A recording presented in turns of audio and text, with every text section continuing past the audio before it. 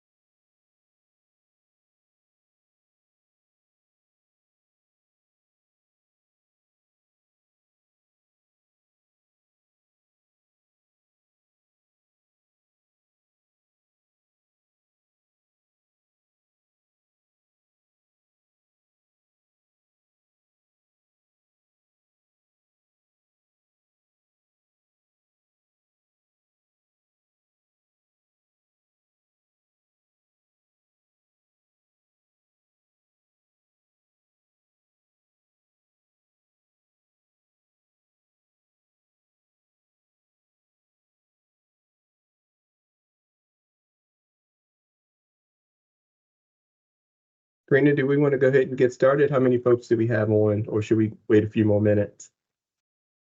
We'll give a couple more minutes. Okay, just let me know when. Okay.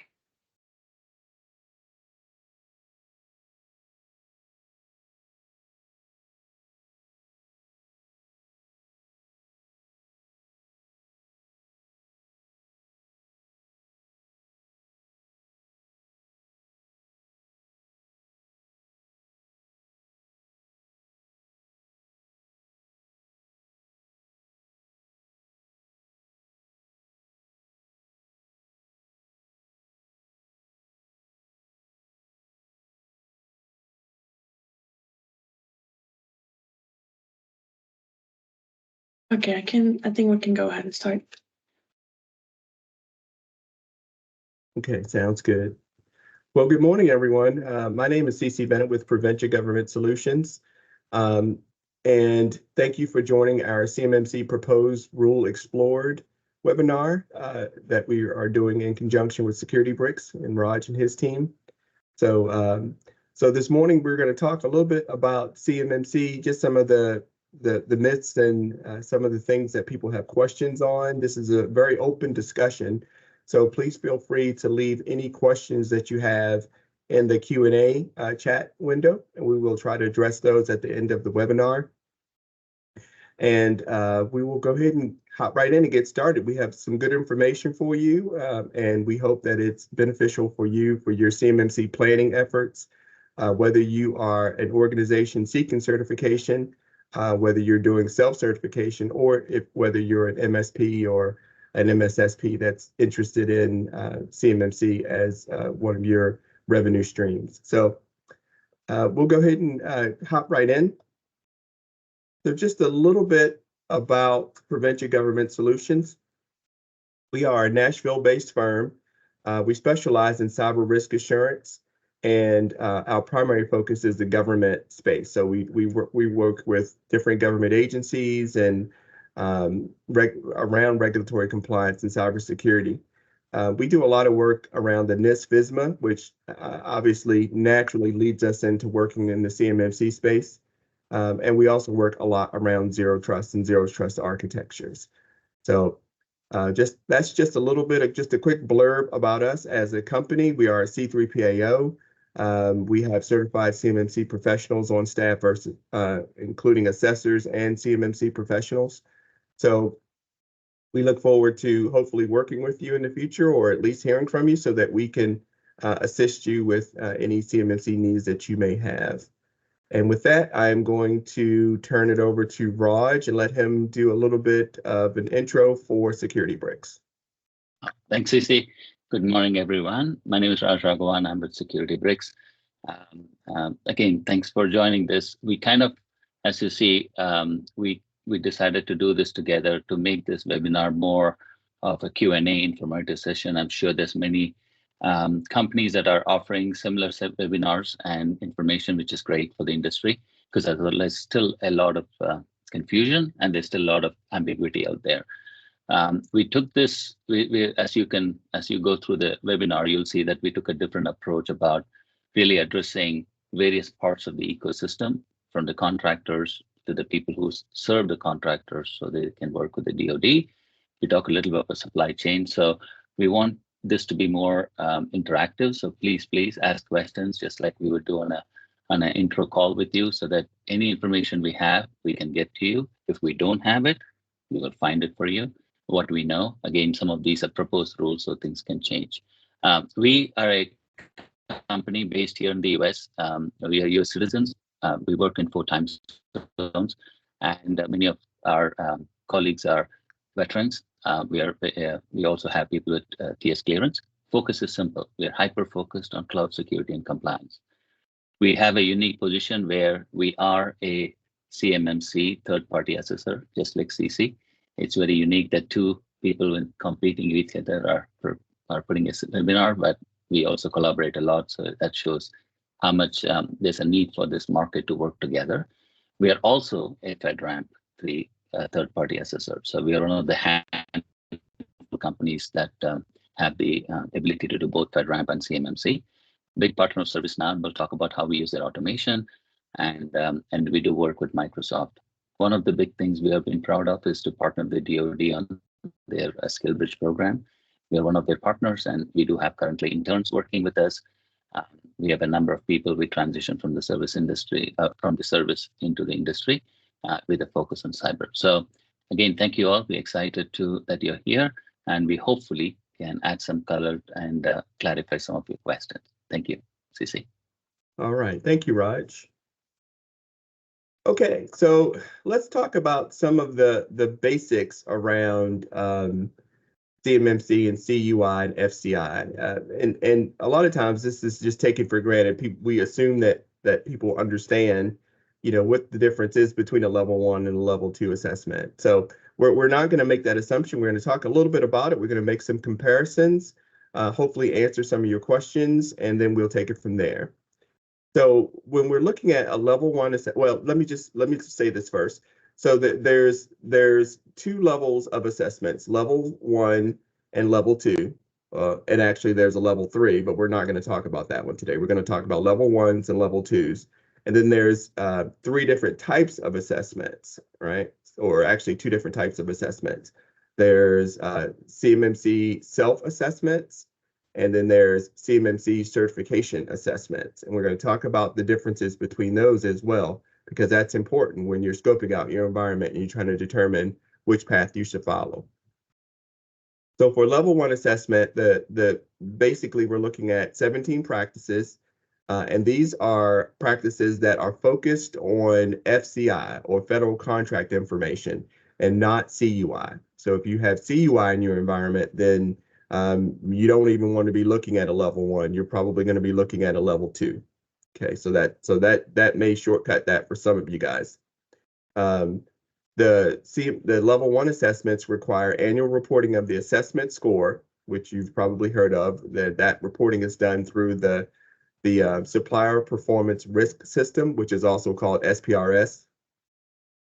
And you also have to annually affirm that you are in compliance with the CMMC regulations for whatever level that you are affirming.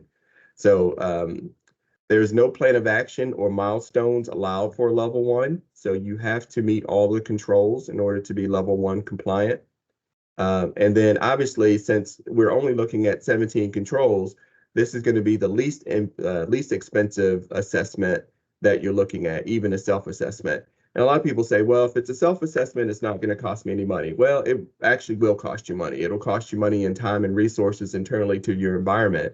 So you still have to keep that in mind, even if you're looking at a self-assessment. And that becomes even more true when you're looking at the level 2 assessments. Just a couple of things that we wanted to mention as a data point. One of the things I'm going to try to do during at least my part of the presentation is to try to define all of the acronyms, because a lot of times you come to these calls and it's acronym soup, and you just have all these acronyms and everybody's just throwing them out and people assume you understand. So we're going to try to define the acronyms as we go through so that you know exactly what we're talking about in plain English.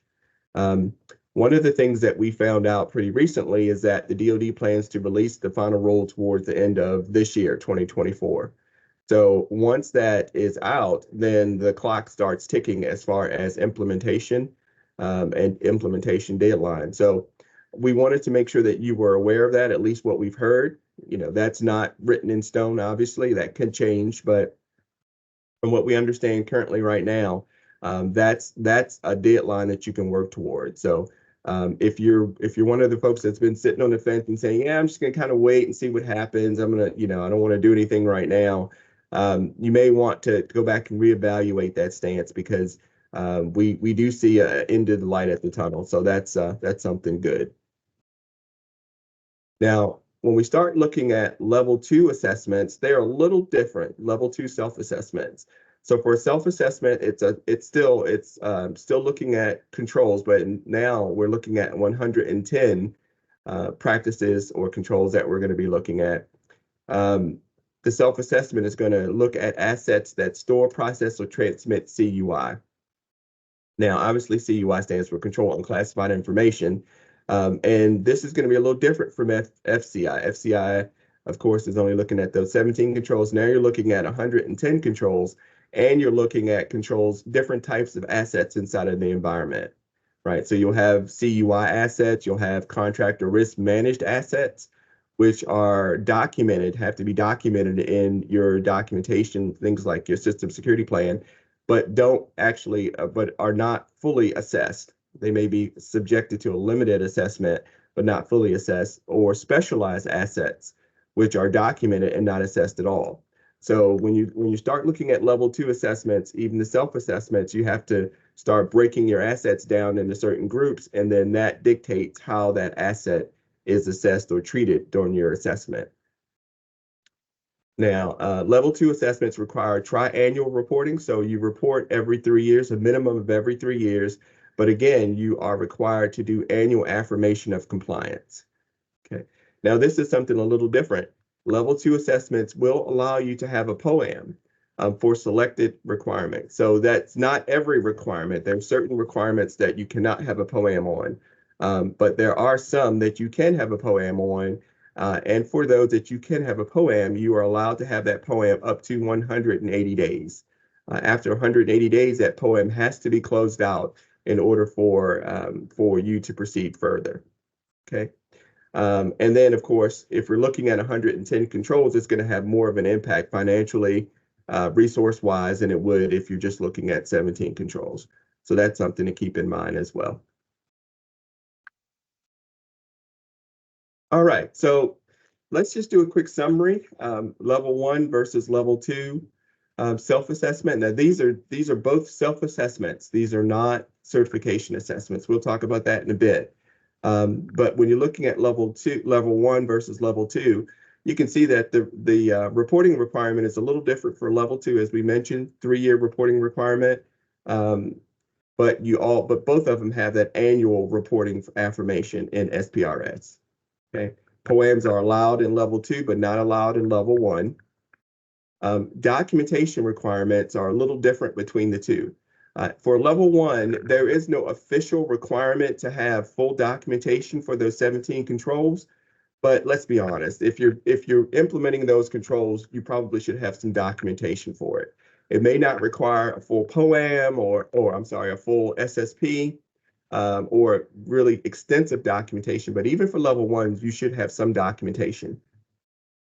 Level 2 documentation is a little bit more of a requirement because many of the controls or practices in level 2 do require some form of documentation. So you're going to have a heavier lift for documentation for level 1 versus level 2 self-assessments. Level 1's self-assessments are looking at the basic safeguards, and level 2 are looking at more of the advanced practices that you get when you start looking at those 110. There's no certification assessment needed for either one of the self-assessments. So you can feel free to do the self-assessment yourself, or many organizations will bring in a third party to assist them with it because they just don't have the resources or the knowledge in-house to be able to do that. And again, when we talked about costs, we obviously, level ones are going to be the least expensive because of the scope versus a level two that's going to be a little bit more expensive. It's going to be definitely more expensive than a level one, and probably less expensive than a level three once we get more detail on that. Okay. So one more thing I wanted to talk about before we hand it over to Raj to talk about certification requirements for MSPs is the concept of readiness versus CMMC assessment. So you probably heard a lot of C3PAOs talk about doing readiness assessments and how those assessments can help your environment. And that is absolutely true. A readiness assessment can be very beneficial. But as the slide mentions, it's sometimes splitting hairs between what a C3PAO can do versus what an organization like an RPO or registered practitioner can do. So let me kind of talk about that and break that down a little bit. So as a C3PO, we can do things like we can do what's called a met not met assessment, right? A met not met assessment is an assessment that goes in, looks at your environment, and determines whether you meet or you don't meet those requirements. And if we do that type of assessment, we can follow up that assessment with a certification assessment, okay? But that met not met assessment, as mentioned there in the bullets, it cannot provide any type of guidance, right? Or it can't provide any type of consulting, I should say. It can't provide consulting around your policies, your documentation, how to implement controls, how to manage your environment. That met not met assessment is just that. It's just looking at those controls, determining if they're met or not met, and letting you know that. And if it's not met, then of course you have the option of going out and doing the remediation either on your own or using a third party to assist you in that. But that met not met assessment and that CMMC certification assessment are really can be part of the same package. But obviously that C3PO has to remain completely independent when they're doing those assessments. So they can't offer you any type of consulting or assistance, but they can provide that met not met assessment. Now, on the other side of the fence, there are different types of readiness assessments. Now, readiness assessment can be anything from an organization coming in and helping you write your policies and procedures and then just doing an assessment against it, or an independent assessment against it, determining whether everything is in place. They could be helping you implement new technologies. They could be helping you close gaps. They could be actually part of your management environment and helping you do that. If they do all of those kind of things, that also can be considered readiness, but it's just readiness on the consulting side. So I know that's a little bit confusing, or it can be confusing, but hopefully that clears it up a little bit. So we just wanted to make sure that we kind of brought a little bit of clarity to that. So a lot of organizations they're going out there, they're trying to determine, am I ready? And if I am ready, how do I know that I'm ready? If you're an organization and you're trying to determine that, you can determine that on the consulting side with whoever you want to consult with, an external third party, or even an independent consulting engagement internally to your organization. Or you can go the C3PAO route, which they can do a met not met assessment, which does not include any consulting, and then they can follow that up with the certification assessment if that's a requirement for your organization. Okay. All right, I'm going to take a breath. I'm going to pause, and I'm going to ask if there are any questions. Yeah, we have a question. What should companies do between now and the final rule? Well, between now and the final rule, companies should be preparing for CMMC. And there's really a couple of things that I typically suggest. If the number one thing you want to do is you want to evaluate your ability to self-assess. If you can self-assess, then you want to start evaluating your environment and how compliant are you right then, at that point in time. If you can't self-assess and you need to bring in a third party, then now is the time to start looking for that organization, to start having those conversations so that you can arrange for that assistance to come in. And really, my suggestion is really a 6-month timeline. So think of it this way. For the first month, for the first to the second month, perform a gap analysis of your environment. Then for the third through the fourth month, begin that remediation of your environment and try to close all the gaps that you identified through that gap analysis. Then that would be a good time to perform that final internal walkthrough of each of the practices and compare the results to what you have documented in your system security plan. And if you don't have a system security plan and you're a level 2, then this would be a good time to start developing a system security plan, because that's going to be your Bible, as they say, as to what CMMC means to your environment and how it's implemented. Now, months 5 through 6, you want to start working with the C3PO to perform a met assessment for confirmation of where you stand as far as the controls. And again, that met assessment is going to be just an independent evaluation of how close you are to being compliant, right? It's not going to be full and in-depth. It's going to be just an evaluation of how close you are to being compliant. And then by that 6th month, you want to begin conversations with the C3PO to begin estimating your cost. Now, that may apply to some folks. That will only apply to the folks that have a requirement for certification. If you have a requirement for self-certification, then you don't have to start having those conversations. But I always encourage organizations that think that they may have even an idea that they may be eligible or may be required to do a self-cert or certification assessment, to go ahead and start those conversations, because it's better to have those conversations already in your back pocket along with an estimated cost than it is to wait until you do get a contract that does require the certification assessment and then not have any type of arrangement in place to proceed forward. That's going to put you at a competitive disadvantage. You're welcome. All right, any other questions? No, that's all we got. Okay. All right, so now I would like to hand it over to Raj, and he is going to talk a little bit about certification requirements for MSPs. Raj? Yeah, thanks, CC. Again, I want to kind of shift a little bit about, CC talked about what a contractor needs to do in terms of how they are going to be preparing for their CMMC assessment.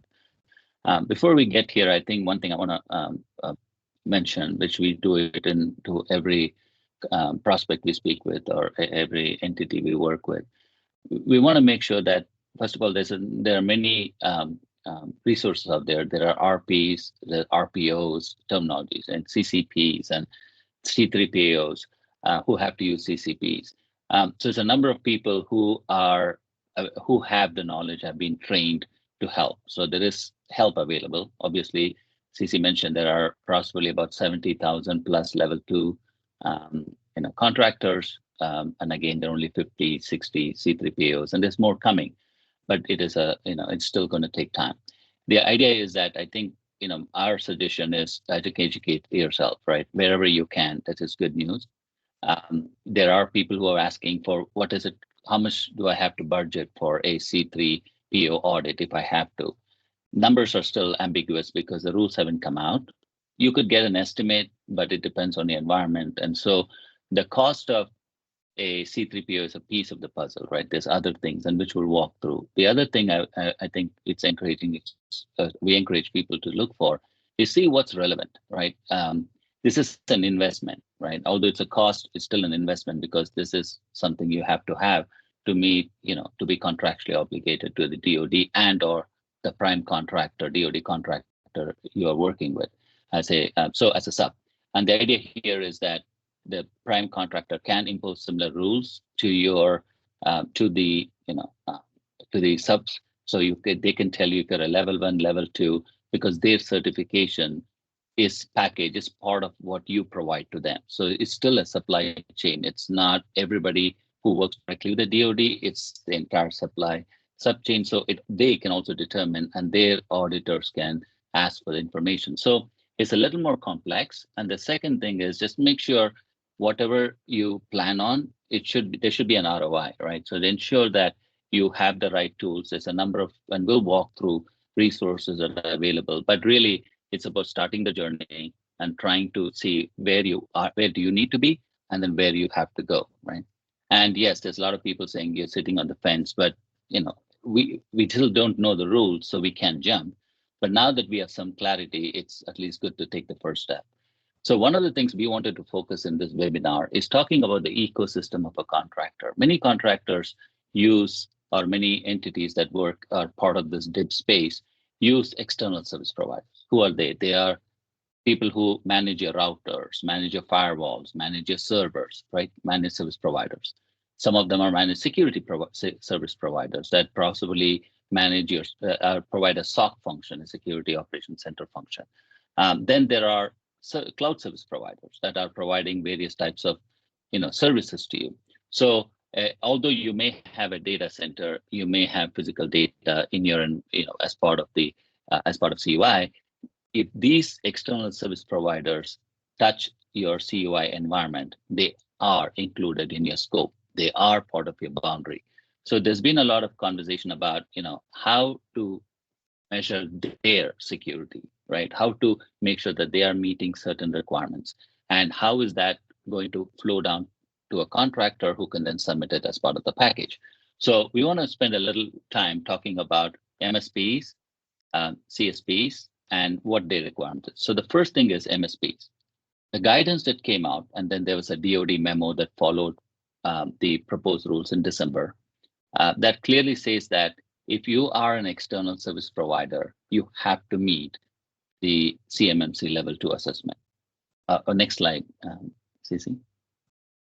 So you have to undergo a CMMC level 2 assessment, and you have to make sure that you have no POAM. So if you have a POAM, you need to resolve within 180 days. So what does it mean? If you are providing a service to a contractor, you have to have been assessed as a level 2, and then you should be able to then say that, yes, I can, so that when those controls that the contractor, fills in as part of the assessment that come from you, come from the MSP or the external service provider, they can fill those, provided as part of the package up to the auditor and or self-assessment. So the idea here is it's very clear, at least the proposed rules today say that if you are in any, so if you are an IT provider, security provider, anybody who touches that data, so that's, they have to do they have to be part of the CMMC level 2 assessment.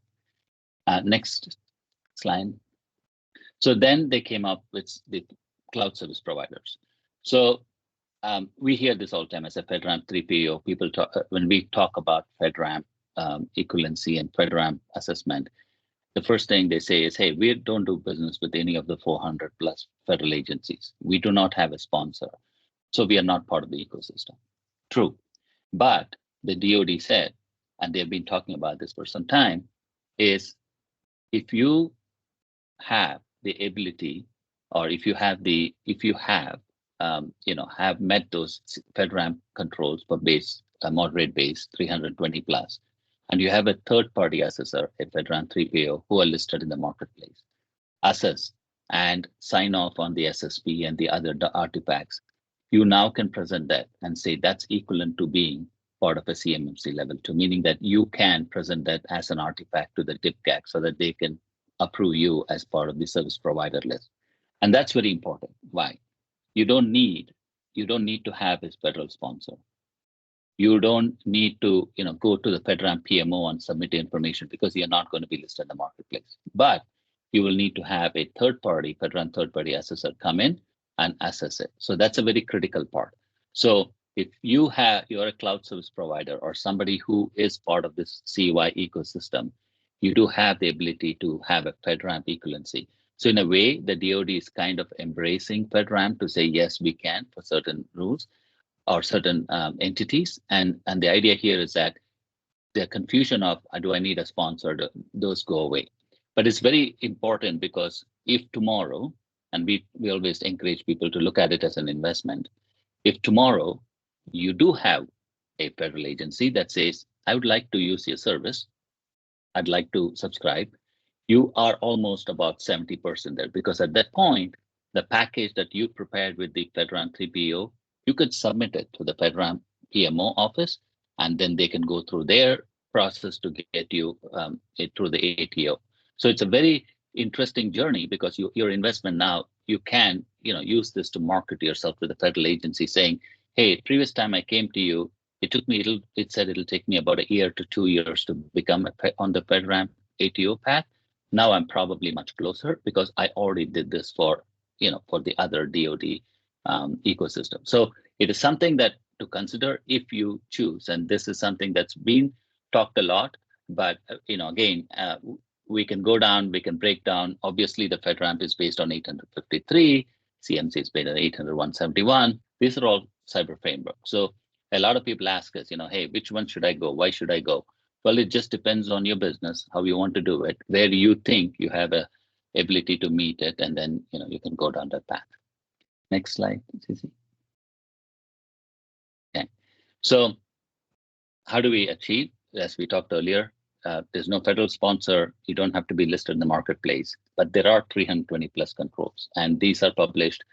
It's based on, right now it's based on 853 Rev 5 that they came out in last May. You do need a SSP. There's a lot of conversations about an SSP, a POAM, and a security assessment reports. And these are defined in your proposed rules that you need to present these as that have been reviewed and approved by a third-party assessor, a FedRAMP 3PO. You need to present it as part of the package. So this is something that has come out as guidance. And again, we have seen a lot of people ask us questions about, which path should I go? How should I go? And there's a lot of conversations too. FedRAMP, again, like CMMC, it's a little more mature because there are about 320 services that are listed in the marketplace. So there are 300 plus. So there are defined costs, defined processes. We have seen in our part of our readiness and other things, we know what it takes. We know an estimate. So it's a little more, ahead of the CMMC curve in terms of planning and cost. But it's something, if you have more questions, you should really encourage someone to help you out, at least plan the journey before you start saying which one you want to go to. Next slide. Okay, so I just want to throw a blurb here. We had a press release today too. So as part of our partnership with ServiceNow, Securitybricks has released 2 free accelerators, actually 3, 1 for FedRAMP and 2 for CMMC. If you're a ServiceNow or any of the customers are a ServiceNow customer, they can actually go down to the store and they can download it for free. It has all the content. So one of the things and we wanted to do is ensure that we can provide, there are some automation that's available because this doesn't have to be a people-only process and there's only so many people who can help. So some of these can be automated, just like any GRC tool does. But there's another tool called Algorithms that has similar, and that can cater to small to medium-sized businesses. That's out there too. And so there are a few tools that are available that have content in them, meaning that it comes with all the controls. You can perform assessments, you can automate, there are integrations. It certainly helps you save a lot of time and money and also your customers. So we also want to make sure that part of this journey, how much can you automate? Because these assessments are not a point in time. CC mentioned that every 3 years, and if you're a provider, it's every year. The idea here is that this is something you want to be able to put as a process because it's not one and done. And sometimes if you keep restarting these and keep redoing these, it's going to take a lot more money and effort. So the idea here is if you can automate certain pieces of it, if you can get some more, you can reduce the dependency on people, it probably helps save a lot of time and money. Next slide. So I'll give it back to CC here at this point and have him go through the checklist. And kind of walk you through, and then obviously we have more questions that if we are asked, so we want to go through a FAQ, and then we'll see if you have any questions that we can answer. Thank you. All right, thank you, Raj. So just a CMMC checklist. So first question, are you a level 1 or level 2 contractor? Yeah, that's an important question because your level of CMMC requirement is going to dictate your level of effort. It's also going to dictate how long it's going to take you to achieve certification. And then one thing that we didn't put on here that you probably should also consider is if you're level 2, are you level 2 self-assessment or level 2 certification assessment. So that's a difference between the two, which is also going to impact definitely your cost factor, but also your level of effort. Second one, do you need a C3PO assessment as a level 2 contractor? Again, it's kind of going back to my first point. Yeah, that's going to make a big difference. Now, the thing to keep in mind about whether you need a level 2, whether you need a C3PO to conduct a level 2 certification assessment is that certification requirement is part of your contract, right? So it's dictated by the Department of Defense, and it should be documented in your contract. It's not something that's not a decision that you can make internally yourself, or C3PO can make for you. It's definitely something that's going to be dictated in your contract. If your contract says that you have a self-assessment requirement, then that's what you need to work towards. If it says that you have a C3PO, a DoD assisted assessment requirement, then a certification assessment is what you're going to need to shoot for. So just keep that in mind, that your contract will drive what level of certification that you'll have to go through, or what process you'll have to go through. Are you currently compliant to DFAR 7012? That's an interesting one to keep on your checklist, because if you are currently compliant, then it's a fairly easy lift from the DFAR 7012 over to the CMMC requirements. For level 1, those 17 controls are directly pulled over from the existing FAR requirements. So there's really nothing new in those 17 controls. So if you are already meeting those 17 controls, then it's going to be a pretty easy transition to CMMC 2.0 for level 1. And level 2 is very similar. If you were already meeting the DFAR 7012 by using the NIST 800-171 Rev 2 controls, then it's going to almost be a straight shift over to CMMC 2.0. So for those folks that are currently reporting as compliant and that really are compliant, it's really going to benefit you. It's kind of a bonus that you're really not having to do anything that's going to be new, but the certification may be a little new as far as working with the C3PO, because before it was just a self-reporting kind of honor system based self-certification. Now you'll have to prove it if you have to do the certification path, but it's going to be a pretty easy path to get there. Let's see, the fourth question or checklist item is, are you using an MSP or MSSP or a GCC high enclave? Yeah, that's a very interesting one, and kind of going back to what Raj was mentioning just before. If you are using a GCC high enclave, or maybe a Gov Cloud enclave, then you are able to inherit some of those control or practices, how they're implemented, into your own environment if you're using that. If you're using an MSP or MSSP that's not in that environment, then you will want to check with them and find out, are they planning on meeting those requirements? Are they waiting to see what the final requirements are? You want to get a good understanding of kind of where they are, because if they're not going to be able to meet the CMMC requirements, whatever the final requirements may wind up being, then you may want to add a step into your planning process to really start investigating some other options or fallback options if that MSSP can't continue to work with you and still meet the CMMC requirements. Do you subcontract to a prime contractor? Yeah, that's a good question too, because if you are a contractor and if you're a subcontractor and you're reporting to a prime, does that prime require you to be self-certified, or does that prime require you to be to go through the full CMMC certification with a certification through a C3PAO and the DoD? So that's going to be dictated again in your contract. That's going to be should be a contract line item from your prime, and your prime will dictate what level of certification they need you to be in order for them to be compliant with their contract with the DoD. And then the final one is, do you need to be compliant with any other regulations or regulatory framework? And that's something that you have to ask yourself, because even though the CMMC 2.0 is very specific as to what you need to, the requirements that you need to meet, primarily the 800-171 Rev 2. You also, obviously, if you're an organization that's in a certain vertical, you may also have other regulations and regulatory framework requirements that you have to meet. So you don't have to be compliant with those for CMMC, but obviously for your business, you still may have to be compliant, and that may bleed over to your CMMC environment.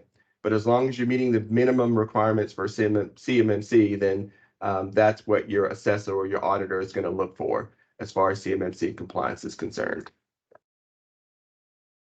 Okay.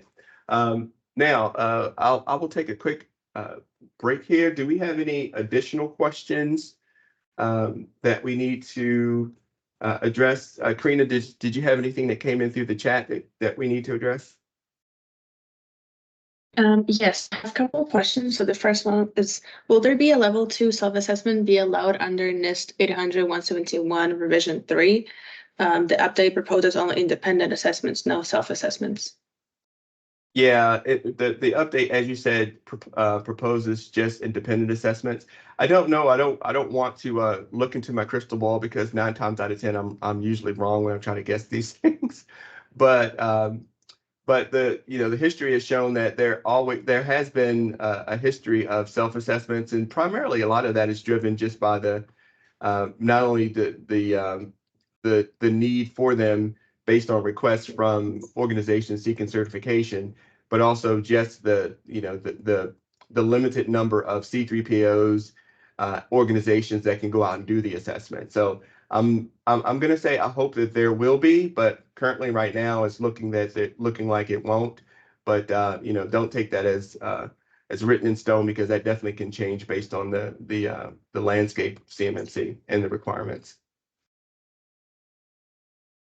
All right, I have another question. What are the minimal documentation requirements for level 1? And what are the actual documentation requirements for submission to SPRS at level 1? So the minimum requirement for level 1 is for the organization seeking certification, or the OSC, to submit that affirmation for level 1. That's basically it. You're not required to submit any additional documentation. Like, you don't need to submit an SSP or any other program documentation. You just have to do the affirmation and submit your. Obviously, you don't really submit a score because you're required to be in compliance with all 17 of the controls for level 1. So that affirmation is really the only thing that you have to submit. Now, I say that, and let me also say this. If you don't have any documentation for your level 1 certification, self-assessment, then you're probably not doing those controls correctly. Now, there's nothing written, at least not that I know of, that says that the DoD will go back and check level 1s to ensure that you have documentation in place, or that you're actually meeting those 17 controls.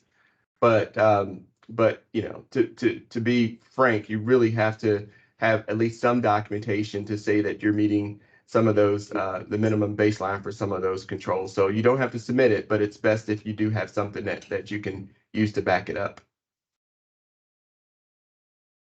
All right, sounds good. Yeah, we can go ahead and I'll ask you those questions, other questions at the end. Okay. All right. Sounds good. Heather, do you have any questions that came in before the webinar? Oh, okay. Yeah. She has one that says, what's the difference between a level 2 self-assessment and a level 2 certification assessment? And that's a good question. So a level 2 certification assessment is a requirement, as we mentioned, of your contract, and that's that's required by the DoD, or that's required by your prime if you're a sub, and it's not defined by anyone else. And a level 2 certification assessment is a scored assessment, and it's reported to the DoD through EMAS. So it's a little different than reporting it through SPRS. So when a C3PO or a certified third-party assessment organization comes in and they do this assessment, then they're going to report your score and how you did on that assessment through a system called EMAS, which is the Enterprise Mission Assurance Support Services system. And then EMAS will take those scores and eventually put those scores into SBRS for the Department of Defense. Another thing to keep in mind about a certification assessment is that it's a triannual assessment as well. So when you get certified, you are good for 3 years. But again, you also have to go in on an annual basis and affirm your compliance. So you don't have to get recertified again for another 3 years. But you do have to affirm on an annual basis your compliance, just like you would do on a level 2 self-assessment. There are POAMs that are allowed again for a level 2 certification assessment. They're selected POAMs. It's the same set of selected POAMs that you can implement as a self-certified level 2. But again, you have to have those closed out within 180 days. The reason that 180-day limit is important is because if you go through the certification assessment and say you get through the entire assessment and you have 1 or 2 items that are listed on a POAM, then as long as those items aren't critical items, then you can be listed as a conditional certification assessment, right? So you can be listed as conditional. Now, once you close out those items on that POAM, then you move to the final certification, the final certification assessment. So you can be conditional and then you can move to final. But there are conditions to being conditional, and then there are requirements to being final. And the final means that you have no POAMs, everything is closed out, you met all the requirements, and then you can move into that final POAM stage. So it's also good to note too that if you have a contract, for example, that requires that certification assessment, you are required to either be in the conditional certification assessment stage or the final certification stage to qualify for that contract. Okay, so that's important to note because that's where the timing can be important as to whether you got started early and you're already in a conditional state, or you got started late and you push yourself back. Okay. All right. Anything else, Heather? We Good. can hold the rest of the. Okay. All right. So I think that answers all of those questions. I'm going to move to our final slide. So we wanted to offer anyone who attended the webinar a readiness assessment. It's a 1-hour session. So let me just be clear. We're not going to assess your whole environment in an hour. So so if you were thinking that's not going to happen. But we are offering a free session to sit down and to help you to get a better understanding of where you are as far as your CMMC journey is concerned. To give you some pointers, to give you some advice, to give you some information. This is a free, we call it a readiness assessment. So we can, if you tell us about what you're doing in your environment, we can give you a good idea of how ready you are, whether it's a self-assessment or whether it's a certification assessment in the future, and just give you some good advice. We wanted to make sure that this webinar was not just us regurgitating information, but also the opportunity for us to further our conversation and to really give you some practical advice one-on-one. A lot of people may not be comfortable talking about it on a webinar, but the one-on-one sessions will we definitely can talk about that. We can also exchange NDAs if that works and help you from there. So before we go into any final questions, Raj, Karina, did you guys have anything else that you may want to mention? Thanks, CC, and appreciate all your time. We have a few minutes for questions, which we're excited to go through, but I just wanted to talk a little bit about free resources I talked earlier about.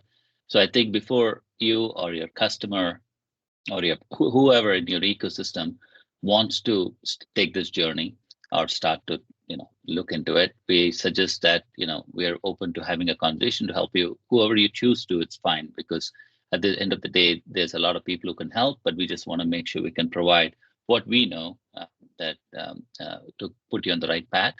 A lot of free resources. I tell people all the time that you don't have to pay for everything. There's a lot of support that's coming from the community, including something from ourselves. We put out free tools out there too, so that we can help, along with everybody else to get started on this journey.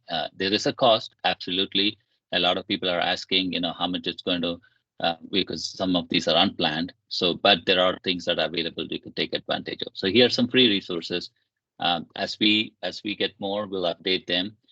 We have a number of people who are helping, providing support. So I would highly encourage you to take advantage. And as CC mentioned, if you'd like, some more one-on-one conversations just to clarify anything, or have a scoping discussion, or just to say, hey, if I'm going to go down this journey, what's going to take? We're happy to have a conversation. So thank you. All right, thank you, Rod. We just have some questions and we can close. Okay, sounds good. All right, so first question I have is, we are a Canadian organization catering both Canadian and US DIBs. Should we be going for CMMC assessments or wait till CSD Canadian CMMC equivalent is finalized?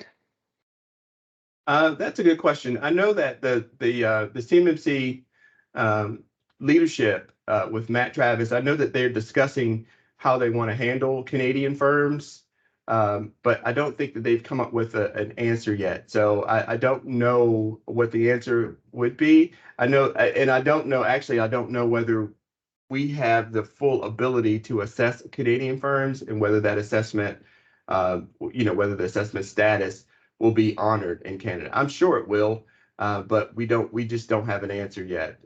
Matt updated us a couple of weeks ago and said that they're still in ongoing conversations with Canada and trying to figure out how they want to do it. But I think they're going to have a process that allows U.S. firms to assess Canadian companies and Canadian firms to assess U.S. companies. But for right now, I would say I would wait and see kind of how that shakes out before you make a decision on which way you want to go.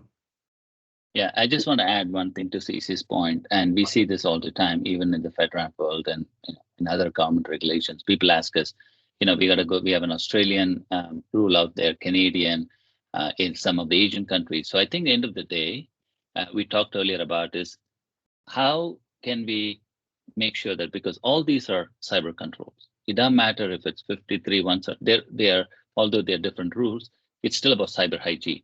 It's about protecting the data. You can have an MFA, you can have log analysis. So if you're able to have that documented, anyone can help you and say, yep, do you meet, maybe you have a delta there. So the way we approach this is take a holistic approach about what are the base security controls you want to implement, the hygiene stuff, the things that you have to protect, and then you can kind of go see what each flavor looks like. So I think, we always encourage people that as cybersecurity professionals, protection, data protection, ensuring, because these are, the regulations are nothing but checking what you've implemented. So the idea is if you've implemented these and somebody wants, you want it in this artifact, I want maybe a different type of FIPS encryption, whatever it may be, you can actually go from there. But the base should still be like protecting the data and ensuring you're able to have some cyber hygiene there. So we highly encourage you to take that approach because it saves time, money, and resources to manage them. So, and thank you. Very good. Thank you, Raj. I have a second question. Is there a mandate for GCC high environment for a CMMC level 2 certification? No. That's the short answer. Yeah. So you can have any environment that you would like to have for CMMC. You can have your own data centers. We have a number of people we speak with have their own data centers and they plan to keep it there. Totally fine. If you, as CC mentioned, you do want to go to the Gov Cloud or any of those other types, absolutely, you can save a lot of time, but it comes at a cost. But you do save a lot of time and resource because you have the ability to inherit a lot of controls, which is very good in terms of your responsibility matrix now. So if you take a responsibility matrix, you have the controls you're responsible, you have the ones you share, and the ones you inherited. So those will start to change the equation. And yes, there will be less things you really are responsible. But at the end of the day, it just depends on how much your service, your software can fit, or your system can fit into those clouds. That's very important because those clouds are rigid. They have the controls and you're kind of retrofitting yours. If that works and everything else works, we highly encourage you because work reduces. If you don't, and if you still feel a business case to have it on a data center or another hosted place, absolutely, you can put the controls on them, and you can do it either way. Yeah. The thing to keep in mind too is that earlier in the CMMC history, everyone was talking about GCC high, and GCC high was a requirement, and a lot of organizations went into GCC high, or they went to the GovCloud high, but it was later clarified that the moderate environment is really, if you want to pick one of those, moderate environment is where you have to be. You don't have to be in a high environment for CUI. So just kind of keep that in mind. If you're looking at moving over to, GovCloud or moving over to GCC, you don't have to be in a GCC high environment to meet the CMMC requirement. You can be in a moderate environment and still meet it, whether you're doing it independently or whether you're using a third party to do that. So. All right, another question. What should be the right approach to prepare SSPs? Does every defense contract need to have a separate SSP? So the correct approach to developing an SSP is to develop the SSP after you implement your controls inside of your environment, your practices inside of your environment. It's not a good idea to write an SSP and then implement the controls, and then go back and try to update the SSP later on, because that's just going to create double work. So what we always encourage organizations to do, and the way that we do it for organizations, is that we tell them, implement, you know which controls you want to implement those controls, and then go back and document how those controls are implemented. And the key to a successful SSP is to make sure that you are fully detailing out in the section called implementation detail. Make sure you're fully detailing out what you've done, how it satisfies the control, and how it's documented, or whether, you may be pointing out to other documentation or referring out to other places for documentation. But you want to be very detailed, as much as detailed as you can be in that section without being overly verbose. But you want to make sure that is really telling the story. What we always tell organizations is that if you hand an auditor or an assessor your SSP, they should be able to read that document and fully understand how CMMC is handled inside of your environment, how it's processed, how it's transmitted, and where it's stored for all the components that are part of your CMMC scope. So that needs to be almost like a storytelling document that has all of the juicy details in it, so that someone can pick it up and know how to evaluate your environment. Does that answer your question? Hopefully. Right, I hope so. Can you clarify CSP and ESP and their requirements? Sure, absolutely. I'm going to talk this one, and I know Raj probably has a little bit to say about this one as well. So cloud security providers are CSP, is what that acronym stands for. It's a little different from what CMMC and the DoD considers to be ESPs, which are external service providers. So external service providers would be everything except a cloud service provider. Cloud service provider they have slightly different requirements as far as what has to be done. They don't have the equivalency requirement as it's defined in DFARS for it used to be for MSPs, but now they include ESPs, external service providers, are the big umbrella.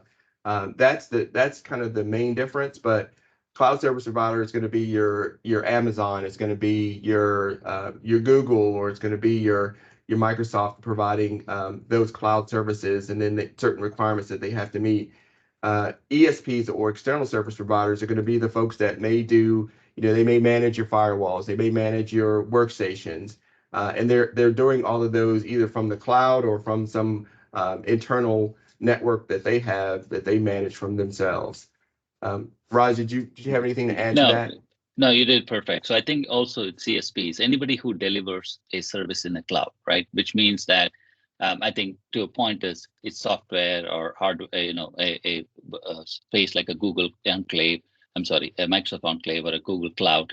All those are considered to be CSPs, and some of the definitions also related to what FedRAMP considers to be. It could be Adobe's and the DocuSigns and the other people who are providing those services that you're consuming through a website address, you're able to go there, but if they store CUI, they are obligated to meet those requirements. But the other ones are people, like he mentioned, so people who are just help desk, right? But they're able to touch CUI. They're backing your data up.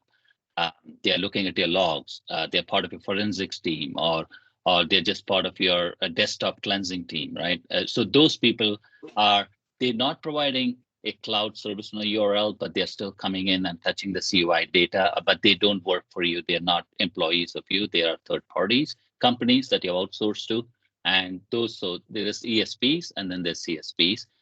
So this to kind of, that's why the ruling was very clear that if you are an ESP, which means you are just doing this service, I'm help desk or running scans and whatnot, please meet level 2 assessments that are from a third party, C3PAO assessor. And your CSPs, you can meet this, or you can have a FedRAMP equivalency because you probably are already invested in it for the federal agencies. So you don't have to do 2 things. So that's kind of how they represent. Very good. I think I have the last question. We're running a bit over time, but okay. CMMC defines external service providers as providers who process, store, or transmit CUI or security protection data on assets owned by the ESP. If CUI and security protection data is not stored on the MSP's assets, rather assets owned by the MSP's RMM provider, what is the requirement for the MSP? Rod, you want that one? Sorry, I just want to confirm. Yeah. So the service. Okay. So the ESP is defined as somebody who stores, processes, and transmits. Yes. So the question was, if you don't touch it. I mean, I'm sorry, but I'm trying to clarify the question before we can answer that. Yeah, I'll repeat it. If CUI and security protection data is not stored on the MSP's assets, rather assets owned by the MSP's RMM provider, what is the requirement for the MSP? What is the RMM provider? That's what I'm trying to get to. So I just want to clarify, whoever asked the question, are you saying that you is a service provider who is not storing, transmitting, or processing the CUI, but it is the data stored in and I just want to clarify where the data is stored. When you say RMM, what is an RMM? Maybe I'm sorry, I want to be cognizant of time. So the person who asked the question, if you don't mind, if you can email us or get in touch, we're happy to clarify. And if we need to, and if I don't have an answer, I'll get you something, because I just want to make sure we're providing the right information, and we need a little more clarification on the question. So appreciate if you can email us or let us know, and we'll get back to you particularly and set up time, or even email you what we know. We can find that out for you. All right. All right. Well, thank you, everyone, for joining the webinar. We sincerely appreciate it. We hope we gave you some good information. We gave you some things to think about. Please feel free to reach out to us. There's both of our websites are up there, and you have our email addresses, our contact us email addresses on the bottom of the slide there. So feel free to reach out. We sincerely appreciate it. We hope everyone has a good day, and thank you so much. Yeah. Thank you all. I appreciate it. Please let us know if we can help you in any way. And thanks for taking the time. Bye-bye.